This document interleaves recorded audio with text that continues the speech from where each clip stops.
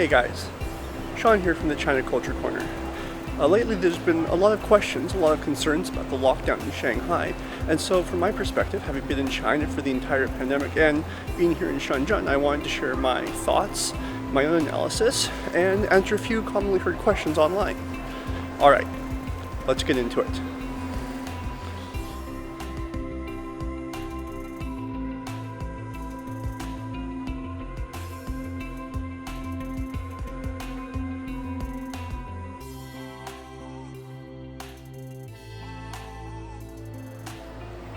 Alright, so question number one. Has zero COVID failed in China? So this is something we hear a lot in the overseas news, but from my perspective, no, zero COVID in China has not failed. Now, yes, Shanghai is very bad and that is unforgivable.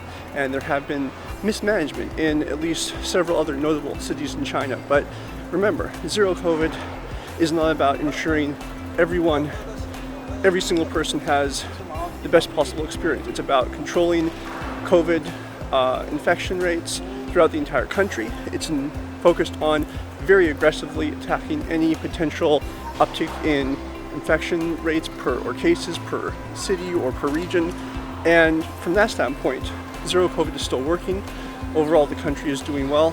And for the needs of China, it seems to be working pretty well, albeit there are some cases that are less than ideal.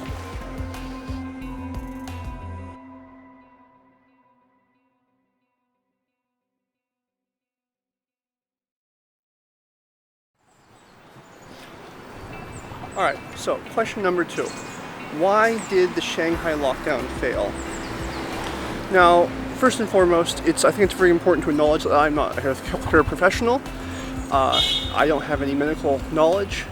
It's also important to acknowledge that pandemic controls is very complex. There's many things we don't see that go on behind the scenes, and so we can't really know everything about why something happens. And then point three, I'm not in Shanghai. Yes, I've been in China during the entire pandemic. Yes, I've been through lockdowns in Shenzhen, but I can't necessarily understand everything that's been happening in exactly the same way that someone in Shanghai might. But that being said, the view from here in Shenzhen is that Shanghai failed not because of zero COVID, but because they refused to enforce zero COVID. Early on, the news that everyone throughout China got was that Shanghai thought it was too important for the reasons of global trade, I believe it was, to really do a full city lockdown. They went back and forth a few times. They said they would do half one side, half the other side, and eventually it turned into a whole mess. And so, I mean, that really, I think, is the view from my side, and I think maybe not for people inside Shanghai, and I can totally empathize with them, but overall, they didn't want to lock down, they didn't want to be safe. And that is how many people, including myself outside of Shanghai, see the situation. Whether or not there's additional context, I'm happy to have that discussion too.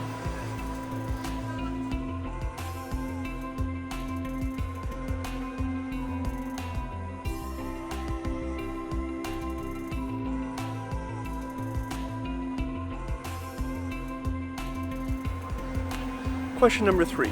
Why won't China open up to the rest of the world? Now, this is something we see a lot, both on the news and in social media, and as in many cases, it seems to be rather insensitive and ignorant to the actual situation in China, not just the country, but for the Chinese people as well. So, again, without any specific knowledge about the pandemic or the medical system, several things very clearly stand out in terms of the situation in China and why it might not want to open up. First and foremost, the healthcare system in China, and again, we're not talking about just first-tier cities, we're talking about throughout the entire country, is much weaker, it's much less developed than you might see in other countries overseas. And that combined with the fact that the vaccination rate, especially among elderly people, is much lower than is ideal or you might find overseas. And in addition to that, the population of China is much higher, as well as much more densely packed into large cities. And so these things together, again, from a layman's point of view, and I admit that in this case I am a layman, it seems like an incredibly bad idea to suddenly open up very suddenly. We've seen what has happened in countries like the USA, European countries, what happens when there's huge spikes in infection rates without any hospital capacity. That would be probably even worse in China. But again, that is my view on why China is still not opening up, why it's still sticking to the zero COVID approach despite some of the inefficiencies, the mismanagement in certain areas we see on this. But again, it might evolve in the future. China certainly might adjust how zero COVID is implemented. It might open up more to Hong Kong or to other countries. But for now, China is doing what it needs to do for China and the Chinese people. They're going to put their needs first, which makes complete sense to me, and I think that's what they should be doing as well.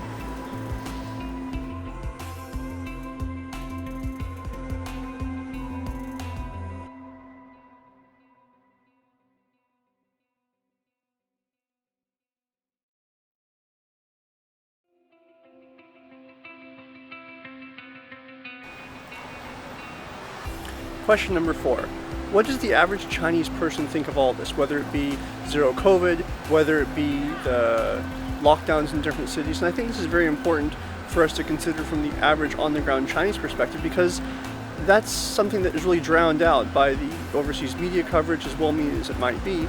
And so generally what anyone will see if they look at zero COVID topics online is that China's doing something bad, it doesn't work, etc., etc., etc. But in terms of my interactions with Chinese friends, Chinese co-workers, and just hearing what average people are talking about in the street is, it's accepted. People have seen what happens overseas, whether it be the United States and Europe during early to mid 2020, whether it be, I don't know, Hong Kong recently. They've also seen what's happened in Shanghai when, again, the government, very specifically, the local government, I should say, decided not to implement lockdowns according to zero COVID. So, I mean, nobody likes it. Who's going to like it? You know, I don't enjoy doing a 1 week or 2 week lockdown, no matter how much it's needed, and I don't think the average Chinese person does either. But that being said, nobody wants to have huge diseases. Nobody wants their parents to be infected, to go to the hospital or die. So, it's generally accepted, and in many cities, not all, but in many cities like Shenzhen, Guangzhou, it has a minimal impact on our lives these days. And so from that standpoint, there is no fury or anger overall against zero COVID.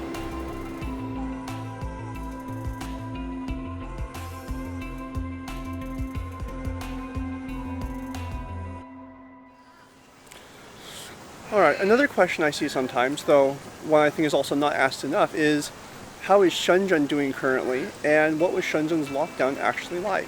So, let's start off with the lockdown. As I mentioned before on Twitter, before and after the lockdown, we basically had a lot of times where we needed to have a COVID test every 24 or 48 hours before we could go into our offices, and so there's a lot of strict monitoring, but there was no lockdown initially. After that, they had the entire city go into, I think, 1 week lockdown. Some areas had to do 2 weeks or a little bit more. But overall, we had strict monitoring and strict testing. We had 1 week of lockdown for the entire city. We continued strict testing, and things are fine now. And I think that is the key difference that we can compare to the Shanghai lockdowns, is that Shenzhen acted very quickly. We had strict monitoring. We did not hesitate to lock down the entire city. And after 1 week, things went back to normal. We're still being careful. We're still having regular tests. But that is how, in my view, zero COVID or lockdowns are supposed to work. And that is how I think it has been working in many other Chinese cities. Now, in terms of what life is actually like in Shenzhen, despite, say, the ongoing COVID controls, is it's more or less fairly normal. Yes, every 2 or 3 days we have to have a COVID test, but they're fairly common, fairly fast, fairly efficient. And from my point of view, I'd rather have a little bit more inconvenience and regular testing every few days for greater peace of mind, greater convenience, being able to go to work, carry on with life normally. And so I know some people in the West don't think that that is acceptable, but again, maybe that's okay for them, but this is China, and we're talking about what's suitable for China, what's suitable for Chinese people, and what's accepted by Chinese people. And so really that's what I'd like people to take away from this, is that when you're looking at whether or not lockdowns are working, look at Shenzhen, look at Guangzhou, don't look at Shanghai, because when things are handled effectively on the ground, as they have been in Shenzhen, things work good, things work okay, and there is minimal impact on society, which is again what we're trying to avoid. We don't want a huge impact on the healthcare system. We don't want lots of people being sick or dying. So just keep that in mind if you're thinking about China's zero COVID policy, as well as whether it works or whether it doesn't work.